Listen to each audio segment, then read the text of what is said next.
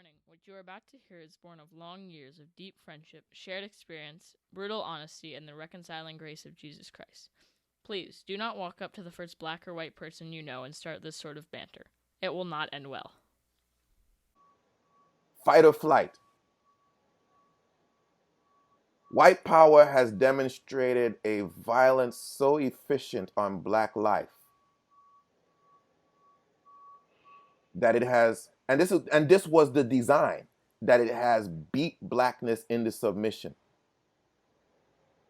And so subconsciously, if the option is fight or flight, black people will more than often than not flee. Nobody's gonna want to hear that. And many people gonna say, oh, they fight in their way, and they probably do. But at the end of the day, we understand that white power pays our bills. And so there's only so far that you're going to go, which is why the presiding bishop's going to call me the only time, supposedly my mentor, the man who was turned over to me when I came to the Episcopal Church, who I was turned over to, let me say, when I came to the Episcopal Church at the Why Serve conference on Episcopalians for Episcopalians of color who were discerning the ministry in the Episcopal Church, which is a crazy statement because they held it at Swanee, the University of the South. I stayed in Leonidas Polk Hall. Perhaps not the best choice of venue. Oh no, it was the best choice of venue to let me know what church I was entering. And so in this session where they say, well, we want to know what are your questions that prevent you from coming to ministry? I asked the question, how far can I push the church on white supremacy before y'all want to excommunicate me?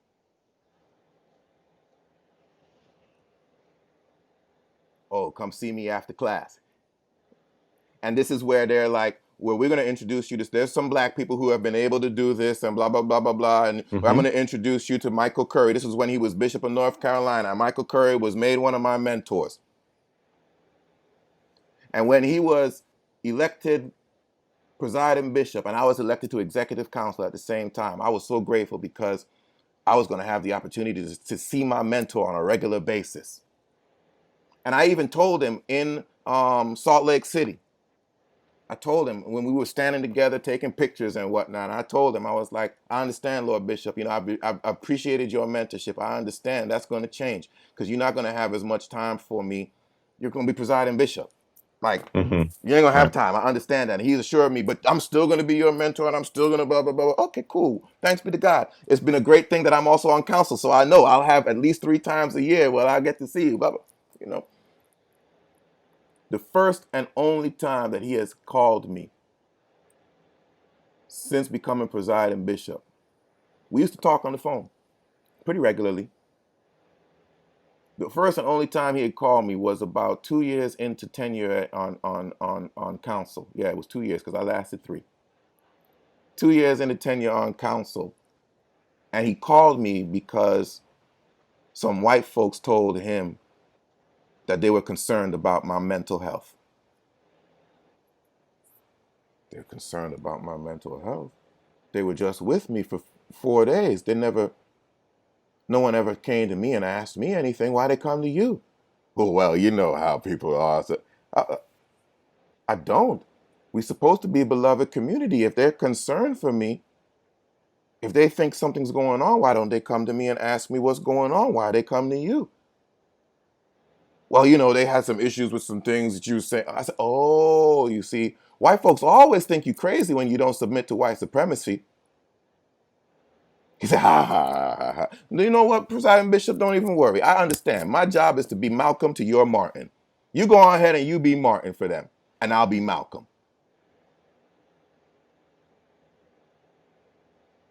But again,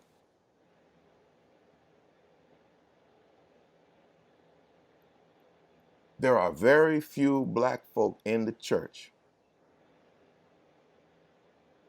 who are going to assert their blackness as being created in the image of God when white power lets them know they don't give a shit. I mean, we damn near lost all of our HBCUs. The Episcopal Church at one time had 9, 12, some big number of HBCUs. We damn near lost all of them. We got Voorhees and St. Augustine's left. Mm-hmm. Nobody cares. And that's a racially motivated thing.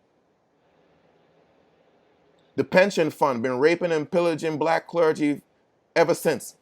Not to mention that it was built by J.P. Morgan, who profiteered off of slavery. Right. The Union of Black Episcopalians works for the organization. Like I told them, when have you ever heard of a union that gets paid by those that it's representing the labor force against?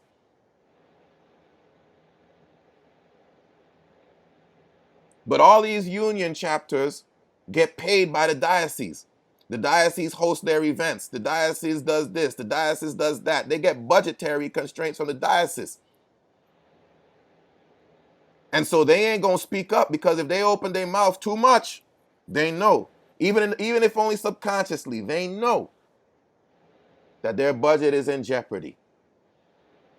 When your bread is buttered by white power, but how are we ever going to get anywhere in terms of perichoresis, in terms of beloved community, in terms of oneness? How will we ever get anywhere if humanity isn't on the same footing, on a singular footing? That's the next step, right? That's the place we haven't been. Because I remember a year or more ago, right, talking about this idea of the necessity for humility and repentance on the side of whiteness, and you talking about the elevation, and yet, right here to really ground it in the idea of the actions of white supremacy to dehumanize blackness, right? To elevate whiteness and to dehumanize black people, Right. black It was experience, both black and. life, It was not just both elevate and. whiteness. It was also Mm-hmm. dehumanize blackness. And so the necessity for a strong black identity to encourage, to lift up, to rebuild, and you've gone even further. If for no You've other gone even reason, then further how does today. whiteness ever overcome its fragility if not in the context of strong blackness? If all white folks are ever around as docile, scared Negroes, how will they ever learn to treat a free person with integrity? If you don't meet a free person, I'm almost right. It still has this sense, though, of that our work is contingent or dependent on something from blackness, right? Like we have to encounter in relationship strong black identity in order to do our work, to complete our work. And maybe that's the difference, right, between doing our work and completing our work, that is almost the final exam, the test of the work that we've done, right? Like if in undoing your white supremacy, if undoing white fragility, you can then interact with a free black man, like, okay, all right, then you've passed at least some initial threshold, right? But I'm careful about that. And It's and with integrity, when we realize we're not ready, we understand that we're not ready. We don't try to show people how ready we are when we're really not. Oh no, we do that all the I time. know, but that's what I'm saying. You know what I mean? Okay, Like, right. here we are in an anti-racism commission in the Diocese of Central Florida, and Bishop Brewer is going to walk in with a case of books. There were two white people maybe on this committee, about 10 black folk. And he gonna walk in and give us each a book, The Skin I'm In. Like we don't know what it's like to be black. Master gonna educate us and help us understand. Because he read this book and he's like, man, this is what it's like to be black. Here, y'all black folks should read this. And he'll never say that's what he was saying. What he'll say that he was saying is he wanted you to know that he was reading too. Well, motherfucker, tell us about the book. Come in and do a presentation and talk about what you learned about the book and how it's going to shape your diocese. Don't give me a copy of the book. That's offensive. Mm-hmm.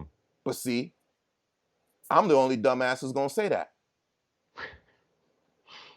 Everyone else is going to feel it. Everyone else is going to say it under the cover of darkness. They're going to let you know, man, that was ridiculous. They ain't going to say him. They're going to say, thank you, Master. Thank you. Oh, man, thank you. I'm so glad you gave us this book.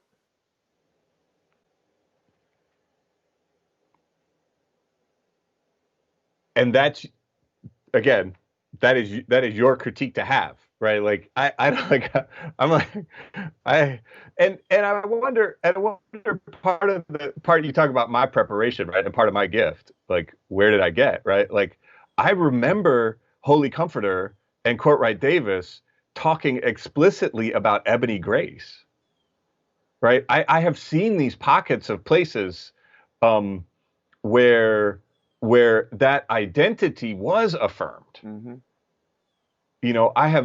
That was the foundation. I mean, the history of the Black Church at Howard University School of Divinity, right? Like, this was an affirmation that this is not only worthy, this is essential history that you have to know, right? Like, that's what was affirmed, and that's what I saw. And so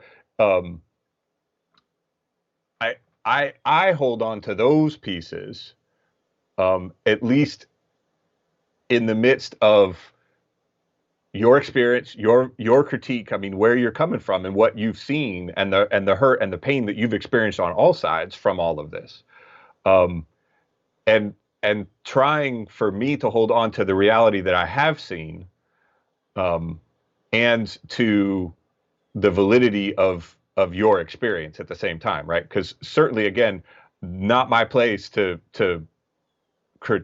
criticize and judge this response when I'm part of the power structure that has been traumatizing, punishing, murdering people for responding in the way that you want the response to come. Mm-hmm. Mm-hmm. Yeah. Yeah, I mean, it is that both and, which is why we say, tongue in cheek, but seriously, like, when we do this work, there needs to be like whites only section and coloreds only section, like, because there are those different dynamics. Right. I don't want to lose something that you brought that I think is an important bridge and an important step. Okay. Right. Like, because we've talked about this, and I even realized we've talked about it normally using individual language. And maybe that was my assumption, because the language that we used was about people, right? Like that white people and Black people, right? Like, and so good white Western European, stock that I am, right? American that I am, right? I individualize that, well, that's about individual people, the one person, right? Kind of thing. Right. But so even if you were talking about people more broadly, today we brought up and you brought in this idea that there's an institutional aspect to this, right? That there's a way, not just that people have to be humble and submit and be elevated and maybe deified, right? Like that. Like, there's this institutionally, this recognition that that not only does the institution need to humble itself and submit, right, but that the institutions have to be a part of affirming and raising a strong Black identity. That it's not enough that an institution just repent or be humble or submit or spend its money, to stop supporting, to take down the Confederate flags, right? All of you talked about the explicit, vitriolic white supremacy. Right. That's not enough. You gotta undo that. You gotta undo the genteel white supremacy. And even as an institution, find that way to support, affirm, elevate those places where Blackness and Black institution is laying new foundations for a strong Black identity within the organization. Yeah. I mean, for real, whiteness has to even identify that genteel white supremacy exists and is a problem. Mm-hmm. Yes. I mean, it's one of the reasons I ain't never liked Uncle Tom's Cabin. I was like, this is some bullshit. Mm-hmm. Harriet Beecher Stowe was a racist. She just didn't believe that white folks should it was beneath whiteness to treat other beings that way. We're better than that. She didn't believe that Black life mattered. or that blacks were fully human. There was no evidence that any of those beliefs, that she had any anti-white supremacist beliefs. She just believed that the definition of white supremacy was that we are better than this. We will treat people, things, living things, better than this. I've heard it called the velvet glove over the iron fist of white supremacy in Virginia. The former historian from St. Paul's Richmond, who did work with their I like racial that guy. reconciliation. Oh, he's former now? Yeah, Chris. He's no longer there? He talks about it. Don't think so. Oh, okay. I don't think so. I liked him, man. He was on point. Yeah. Oh, yeah. Yeah, well, and that was his, like, he started his presentations he skipped over the whole slavery thing. Oh, yeah. He was just like noted, right? Like, right. This is settled, yeah. right? And I understood, let's talk about I understood why he poo-pooed it, and I gave him credit. I gave props to that because I was like, yes, because you see the real problem. Right. That velvet glove, that covered, right? Again, the Harriet Beecher Stowe, right? Like, we Episcopalians, we institutionally, we will fight for the rights of these folks because they deserve better. But again, and a strong black identity doesn't have a place in the Episcopal Church. Well, not if it's going to marry my daughter, right? Not if it's going to come sit in a pew next to me. Not if it's going to try to tell me how I'm supposed to interpret the faith. Mm-hmm. Ain't no nigga gonna tell me how I'm supposed to interpret the faith. They won't say that because no one's supposed to use the N-word unless, your preferred group of black folks told you it was okay for you to use it. Oh, right. Yeah, let's not go there again. But we won't say those words. We will say it in our votes. Exactly. And I've talked about this before, right? But exactly. Even when Presiding Bishop Curry says, look, hey, here's this way of love. I think it was the way of love, or maybe it was the beloved community, right? Way of love. I just want you to tell me what you do with this, right? Just tell me all the good things that you decide to do. I'm not even going to tell you what you have to do. I'm just going to say, when you do something good, just tell me about it, right? And Diocese of Virginia as a whole, as a body that I'm a part of, right? Like my legislative body, we said, hell no. We will not report anything.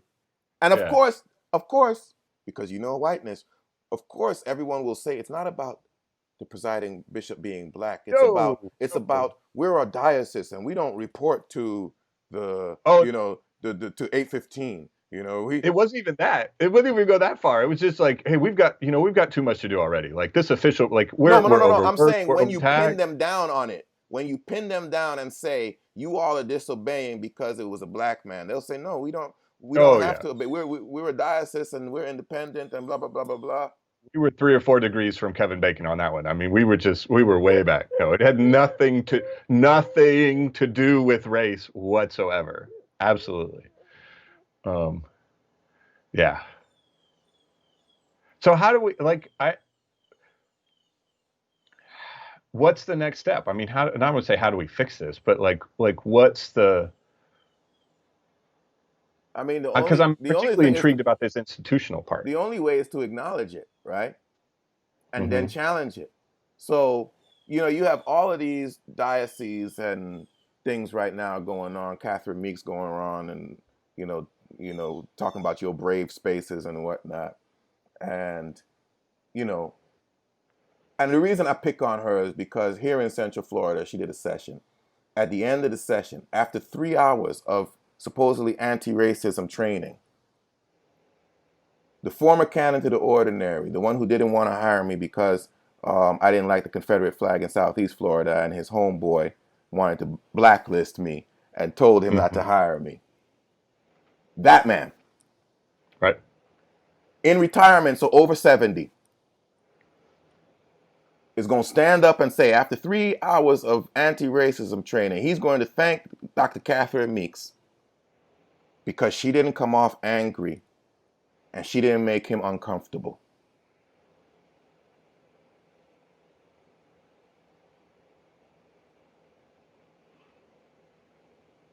Yeah. And see, this is why I say all the church wants to do is remove vitriolic white supremacy and install genteel white supremacy as the rule of the land. Because how in the hell are you comfortable after being supposedly opened your eyes to the realities of white supremacy and how they infect society? How are you still comfortable?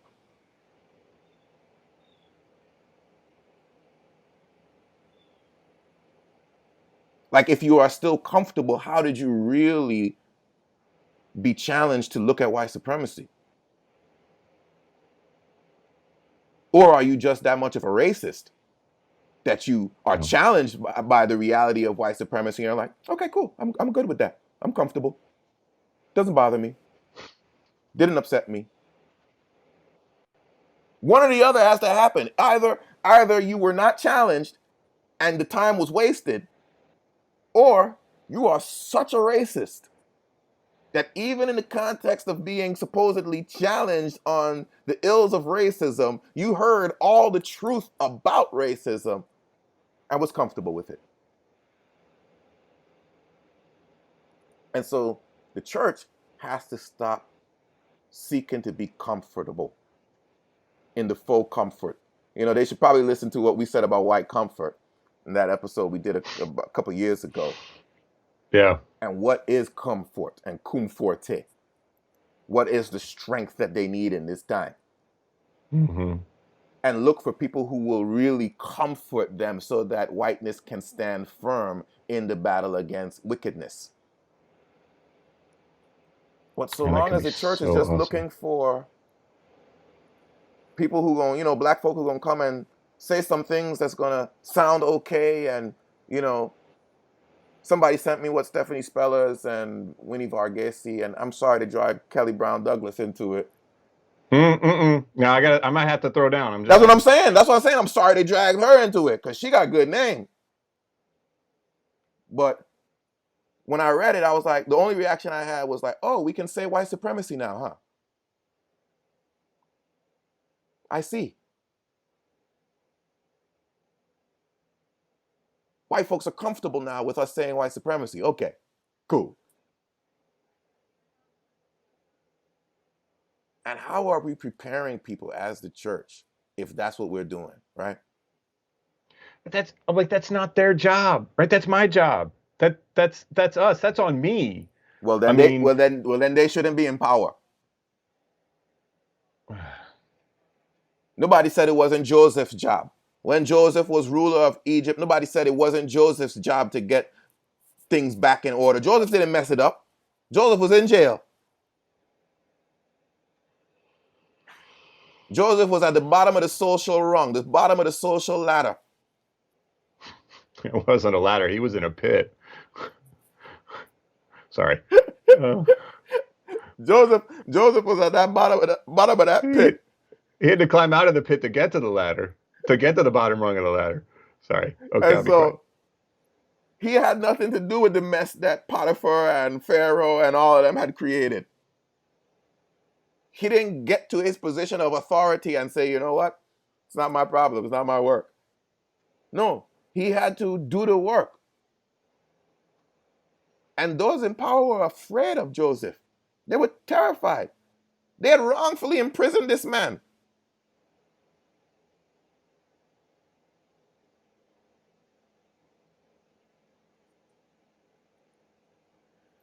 So until the church wants more Joseph and less Jester. And my focus ever has to be on the system that creates the pressures to make those decisions. To force people into these decisions. You're right, because that's what white power will say. White power will easily say, see, when black folks got in control, look what black folks did. Without understanding, you created the system where Michael Curry came into presiding bishop and felt that the best thing he could do was not be too black. You created the system where Barack Obama became president and the best thing that he could do was not let y'all know that he was black.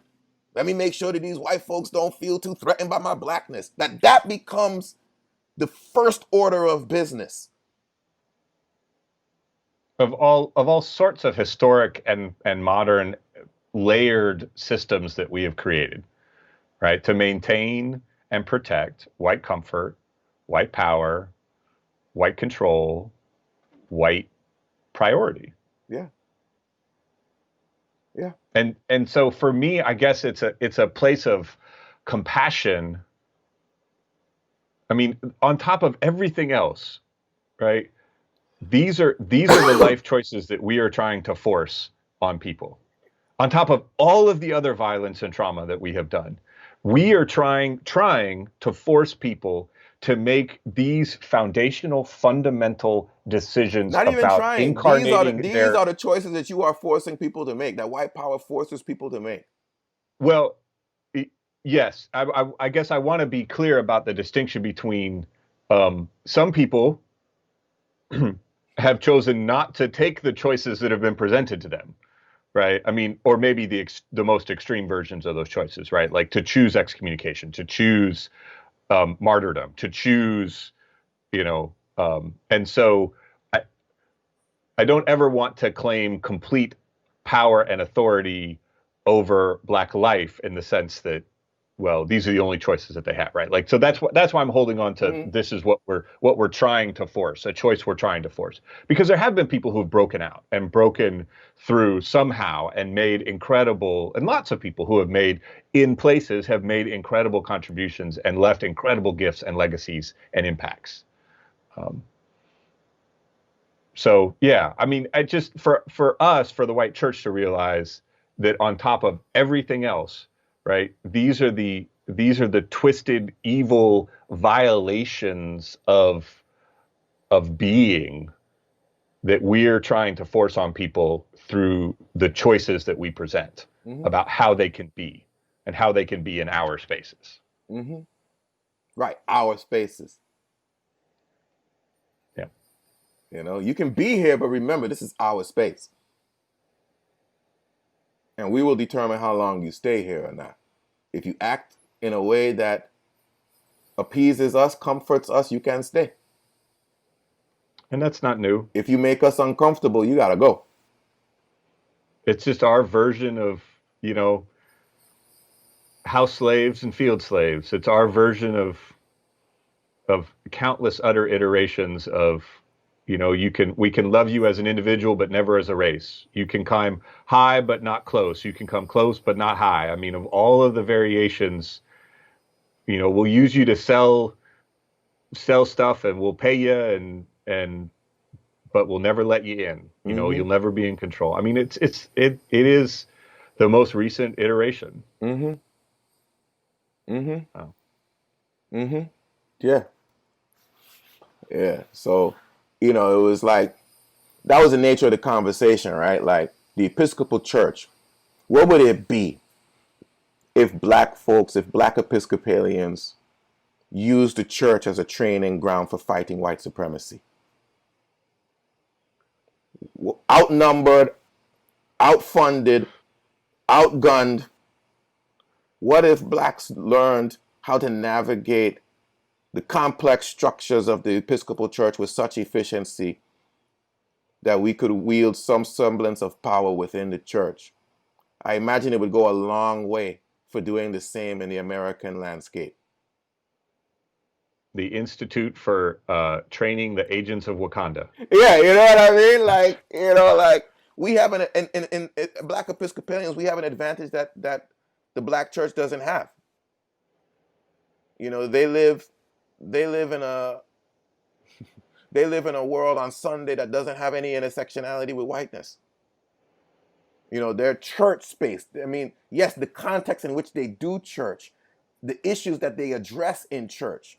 I'm saying white power doesn't affect who's going to be their pastor, who's going to be their bishop, what their liturgy is going to look like, what types of things they do. Now, yes, when you have to interface the church with the world in terms of taxes and those types of things, then yes, white power comes into play. But in terms of ecclesiology, Mm-hmm. white power has no bearing on their spiritual life.